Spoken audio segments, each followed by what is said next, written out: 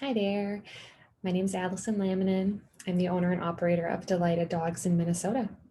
And I am here today to talk to you about motivation. Because if we don't have motivation, we're not going to get the behaviors we want from our dogs. There are different ways we can motivate our dogs. And the most common would be using food, right? Give a treat for sitting or a nice stinky hot dog for coming when called. But there are other ways we can motivate our dog. So we can use things like toys, greeting people, play with other dogs, and play with us. There's lots of things we can do to get behaviors that we'd like from our dogs. One thing I really want you to be mindful of is that we have to also have some foundation. So we can't just ask our dog to do something if they've never done it before, or if they're not skilled and fluent in that behavior in the setting you're asking for it in. So be sure that you're working up to a very achievable, reasonable behavior skill before we try to ask for it in those settings.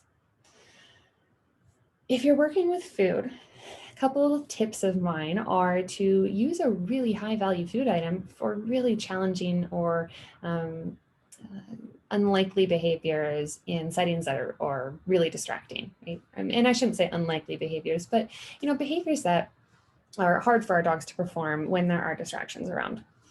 So coming when called at the dog park in the middle of play. You can't just give them kibble for that, right? That's kind of boring, unless your dog is really motivated by kibble. But if we gave them really, really good stuff like boiled chicken or stinky pecorino romano cheese, they might be more likely to come to us in the future in the middle of a play session. If you're not sure what kind of food your dog likes, audition different foods. You can take a few different bowls and put a different treat in each bowl and see which one they choose first. And do that a few times and see if the results are the same each time. Chances are the thing that they choose first is going to be what they enjoy the most. And also keep in mind that if your dog is full, they're not going to be as motivated by food.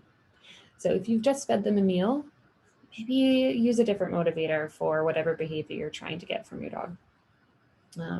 But if your dog is hungry, or if you use their food, their kibble for training, they might be more likely to follow through with behaviors because the motivation is a little bit higher to get that food.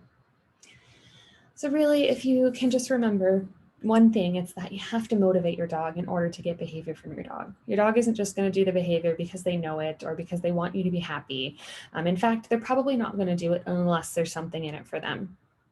And we can either motivate our dog with really good stuff and have a nice positive relationship with them, or we can scare our dogs or hurt our dogs. And I don't recommend that. I don't recommend scaring or hurting dogs. I recommend giving them the things that they want, but asking for certain behaviors from them first.